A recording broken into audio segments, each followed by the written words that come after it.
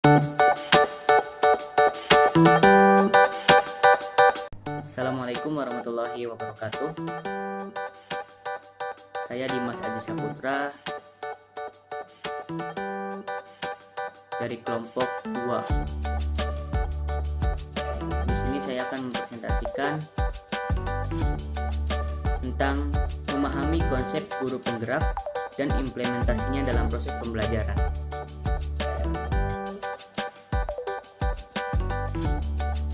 Poin A, pengertian guru penggerak. Guru penggerak adalah pemimpin pembelajaran yang mendorong tumbuh kembang murid secara holistik, aktif dan proaktif dalam mengembangkan pendidik untuk mengimplementasikan pembelajaran yang berpusat kepada murid serta menjadi teladan dan agen transformasi ekosistem pendidikan untuk mewujudkan profil pelajar Pancasila.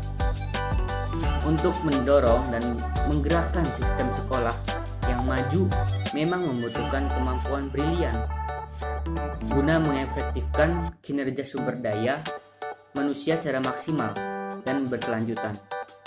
Sebab jika pola ini dapat terbangun secara kolektif dan dilaksanakan dengan sungguh-sungguh oleh para guru, maka akan muncul perubahan besar dalam sistem manajemen sekolah yang efektif. Sebagai penggerak, guru bukanlah penonton, melainkan pemain utama. Dikatakan pemain utama karena profesi guru adalah pembaharu sekaligus kreator yang menciptakan perubahan dan kemajuan sekolah. Guru harus bermakna bagi murid dan warga sekolah. Menurut Suparno, ada beberapa cara bagaimana langkah yang harus ditempuh oleh guru dalam menghadapi perubahan. Yang pertama, dari segi kognitif dan kesadaran. Guru perlu mengerti isi perubahan dan implementasinya. Mereka perlu menyadari bahwa perubahan itu perlu demi kemajuan pendidikan di Indonesia. Untuk itu, sebelum mengadakan perubahan atau reformasi, guru perlu mengetahui informasi, berdiskusi, dan belajar bersama. Misalnya, sebelum kurikulum baru diberlakukan, guru-guru sudah harus mengetahui informasi, mempelajari, dan terlatih sehingga mereka mampu menguasai isi, cara, dan implementasi kurikulum. Dalam kerangka ini, perubahan kurikulum kiranya tidak boleh sesaat diumumkan lalu berlaku. Lebih baik guru-guru disiapkan lebih dulu. Ada baiknya dibuat sekolah percobaan untuk nantinya dievaluasi apakah kurikulum baru sungguh memajukan. Yang kedua, sikap moral untuk mau berubah. Sikap berani berubah demi kemajuan harus tertanam dan menjadi sikap guru. Hidup ini selalu berubah, keadaan berubah, maka perubahan tidak dapat ditolak bila kita ingin tetap hidup. Demikian juga pendidikan, guru harus sadar akan hal ini. Salah satu cara melatih perubahan adalah dalam mengajar. Tugas guru sering dirotasi, baik dalam hal kelas mengajar, tempat, maupun bahan. Dengan demikian, mereka biasa mengalami perubahan. Selanjutnya yang ketiga, sikap profesional. Guru bukan tukang yang hanya menanti petunjuk, tetapi lebih sebagai seniman dan intelektual yang harus aktif, proaktif, inisiatif, dan kritis. Guru perlu disadarkan bahwa mereka harus menjadi pembaharu dalam pendidikan. Yang juga penting dalam kerangka profesional adalah berusaha mencintai tugas sebagai guru. Dengan mengembangkan rasa cinta dan senang, guru akan dengan sendirinya terdorong memajukan tugasnya. Dia tidak hanya puas mendapatkan uang, tetapi juga menjadi senang karena dapat membantu generasi muda berkembang menjadi manusia utuh. Maka tugas guru sering disebut sebagai panggilan atau jalan hidup yang dikehendaki Tuhan, yang mengembangkan baik anak didik maupun guru sendiri sebagai pribadi. Sikap profesional lain yang amat perlu adalah ongoing formation guru. Untuk berani berubah, guru perlu terus meningkatkan pendidikannya, perlu terus belajar, karena ilmu pengetahuan yang mereka ajarkan terus berkembang. Dengan terus belajar, guru sendiri berubah. Dengan demikian, guru diharapkan mau menjadi agen perubahan di sekolah. Selanjutnya yang keempat, kesejahteraan guru. Bila gaji guru tidak cukup untuk menghidupi keluarganya, mereka pasti akan cari sambilan. Mengharuskan mereka melakukan tugasnya yang begitu berat kiranya tidak masuk akal dan tidak adil. Kini terdengar pemerintah akan menaikkan gaji guru. Semoga bukan hanya menaikkan gaji sesaat, tetapi sungguh memikirkan kesejahteraan guru yang layak secara menyeluruh. Kita boleh sedikit lega, anggaran belanja negara dalam bidang pendidikan akan dinaikkan. Selanjutnya yang kelima, pendidikan guru yang lebih terbuka. Pendidikan calon guru harus lebih terbuka dan memberi kebebasan calon guru untuk lebih aktif, kreatif, dan kritis terhadap seluruh proses pendidikan. Yang keenam, pemberian kebebasan dan tanggung jawab. Institusi, baik pemerintah maupun yayasan, harus memberikan kebebasan guru yang berinisiatif dalam melakukan tugasnya. Segala bentuk paksaan, penyeragaman, dan tekanan yang mematikan kreativitas guru perlu dihilangkan. Apalagi menakuti guru dengan ancaman. Kepala sekolah pun harus memberi kebebasan guru untuk melakukan tugasnya. Selanjutnya,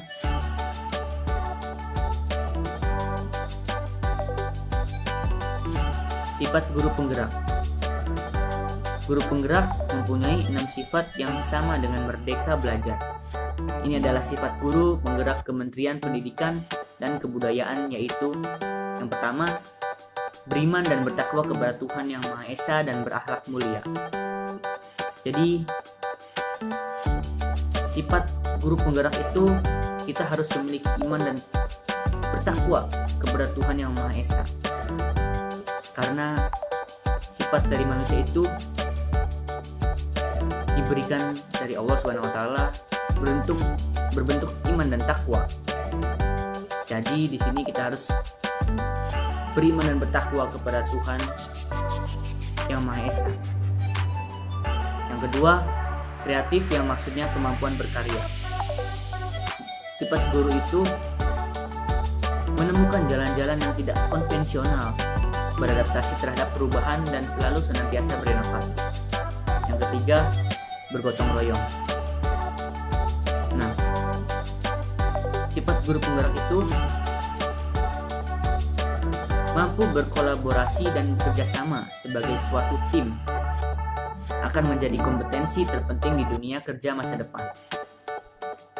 Yang keempat, kebinekaan, yaitu guru mempunyai rasa hormat terhadap kebinekaan, mencintai keberagaman nasional, mempunyai spirit nasionalisme yang tinggi dan mencintai sesama. Yang kelima, kemampuan bernalar. Kritis, yaitu kemampuan memecahkan permasalahan, kemampuan berpikir secara kritis, mengolah informasi secara kritis, dan kemampuan berpikir secara terstruktur dan kuantitatif. Yang keenam, kemandirian, yaitu kemampuan siswa-siswi secara independen, mencari ilmu sendiri, proaktif, kegiatan bekerja dan belajar, serta mempunyai pemikiran mandiri. Selanjutnya, poin C. Ciri-ciri, fungsi, dan manfaat guru penggerak.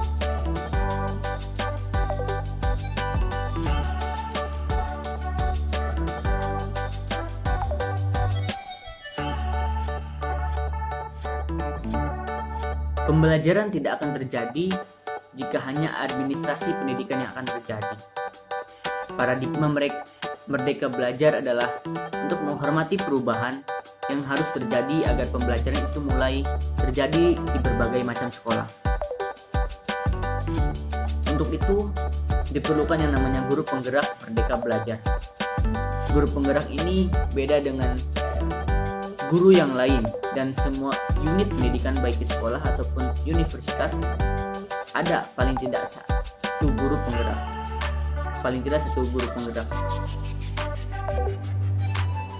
Adapun ciri-ciri guru penggerak adalah: 1. Mengutamakan siswa.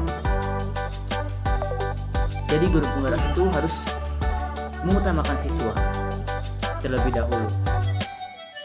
Yang kedua, mengajak siswa berdiskusi. Jadi guru penggerak itu harus mampu mengajak siswa untuk berdiskusi agar di kelas itu tidak monoton. Yang ketiga, mengajak siswa melaksanakan bakti sosial. Nah, guru penggerak ini juga harus mampu mengajak siswa melaksanakan bakti sosial agar dia mengerti bakti sosial itu seperti apa. Yang keempat, menganggap siswa sebagai mitra dan sumber belajar. Yang kelima, mengajak siswa melaksanakan demonstrasi atau penelitian atau project work. Kemudian,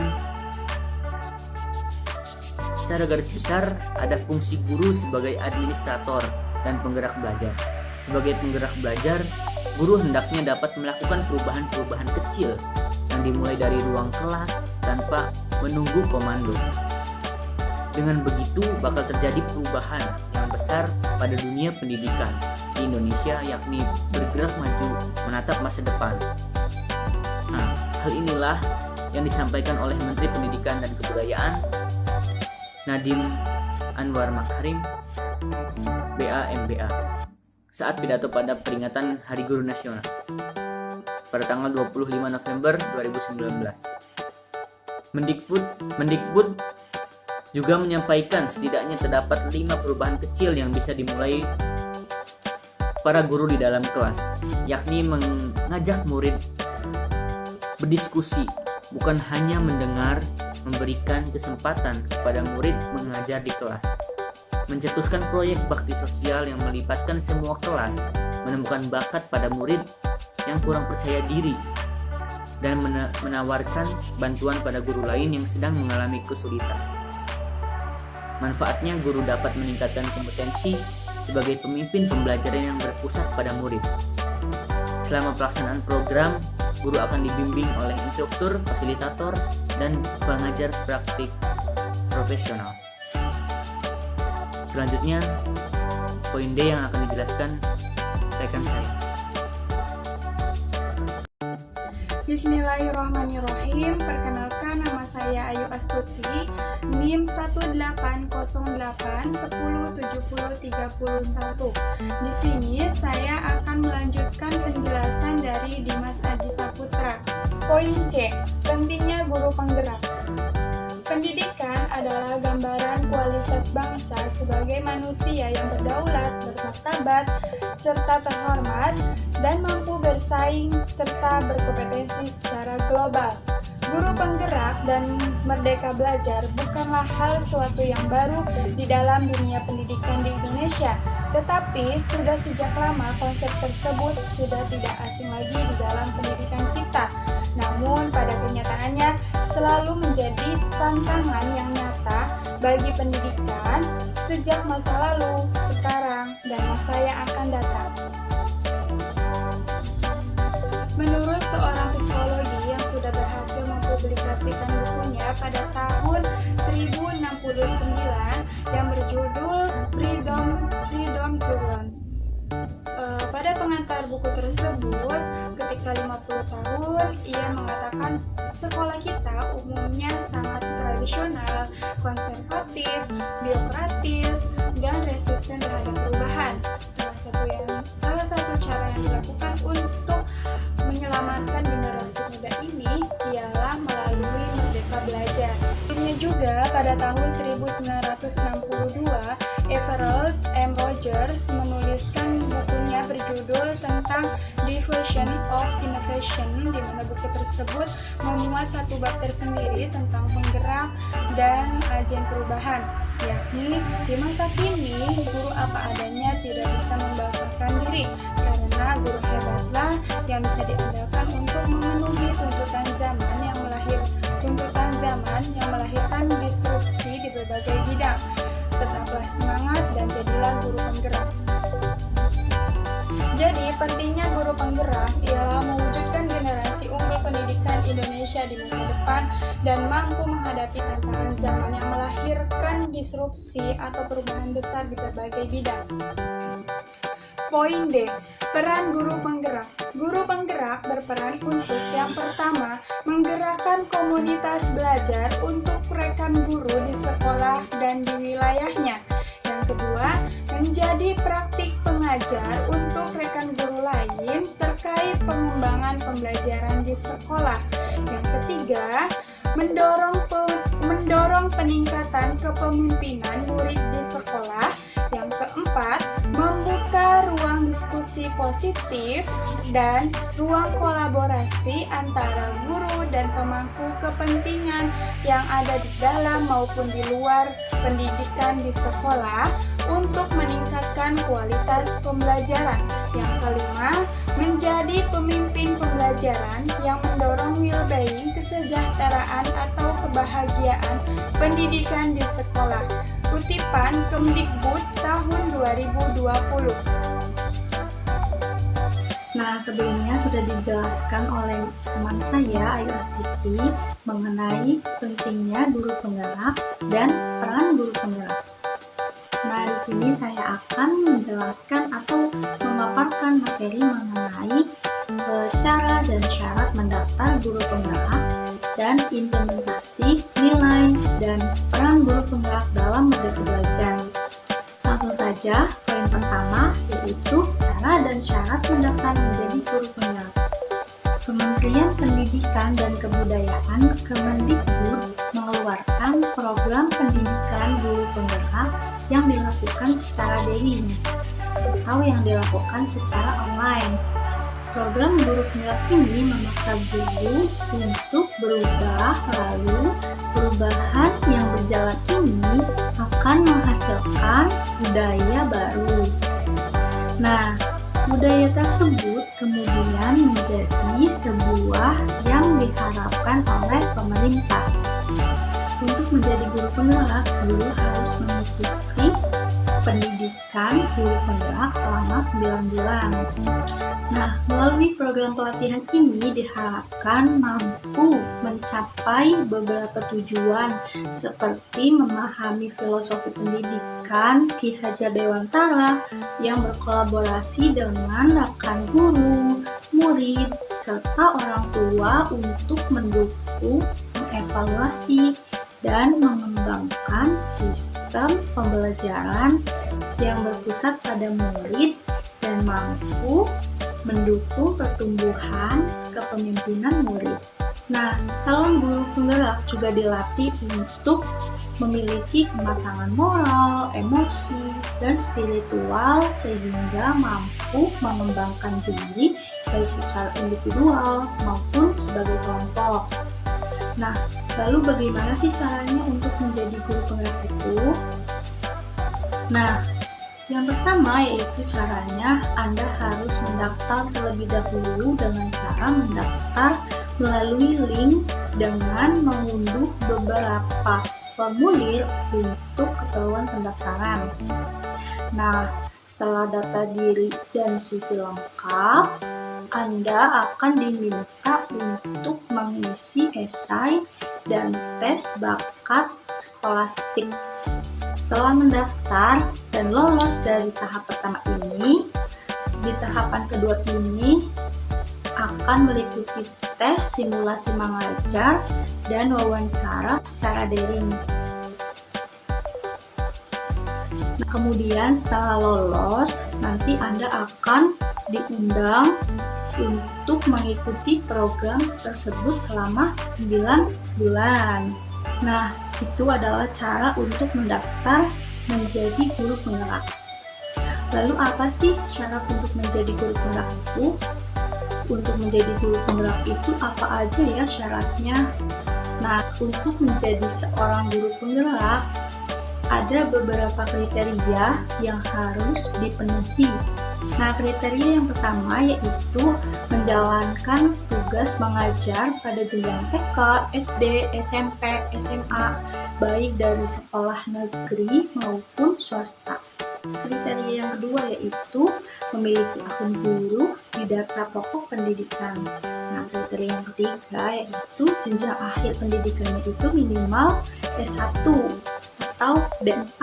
Kriteria yang keempat yaitu memiliki pengalaman mengajar minimal 5 tahun dan masa sisa mengajar tidak kurang dari 10 tahun. Yang kelima atau yang terakhir ini kriterianya yaitu tidak sedang mengikuti kegiatan proses pemilihan CPNS, PPG, atau proses rekrutmen lainnya.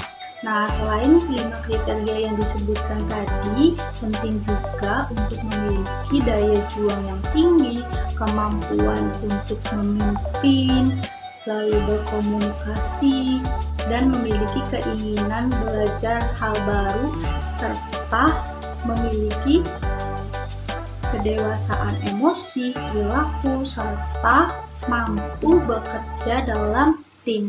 Nah, setelah lulus, Anda dapat membagikan ilmu, pengalaman, keterampilan yang didapatkan pada guru lain itu untuk saling mendukung perkembangan diri dan kualitas diri para guru. Selama mengikuti proses pendidikan, peserta yang lolos seleksi dalam guru penggerak akan mendapatkan yang pertama, peningkatan kompetensi sebagai pemimpin pembelajaran yang berpusat pada murid. Yang kedua, akan mendapatkan pengalaman belajar mandiri. Yang ketiga, akan mendapatkan pengalaman belajar bersama rekan guru lain. Nah, yang keempat, pengalaman mendapatkan bimbingan dari pendamping. Yang kelima, yaitu mendapatkan komunitas belajar baru. Nah, yang terakhir yaitu tentunya akan mendapatkan sertifikat pendidikan dan piagam guru penggerak. Nah, selama pelaksanaan program guru penggerak tersebut itu, Kemendikbud akan memberikan dukungan berupa yang pertama, selama pendidikan dan pendampingan mendapatkan bantuan paket data untuk pelatihan daring atau online. Nah, yang kedua yaitu biaya transportasi, konsumsi, dan akomodasi jika diperlukan untuk pelaksanaan lokakarya sesuai kebutuhan. Guru penggerak harus lulus seleksi dan mengikuti program pendidikan guru penggerak. Program ini akan menciptakan guru penggerak yang dapat yang pertama mengembangkan diri dan guru lain dengan merefleksi berbagai dan kolaborasi secara mandiri. Yang kedua yaitu memiliki kematangan moral, emosi, dan spiritual untuk berperilaku sesuai kode etik.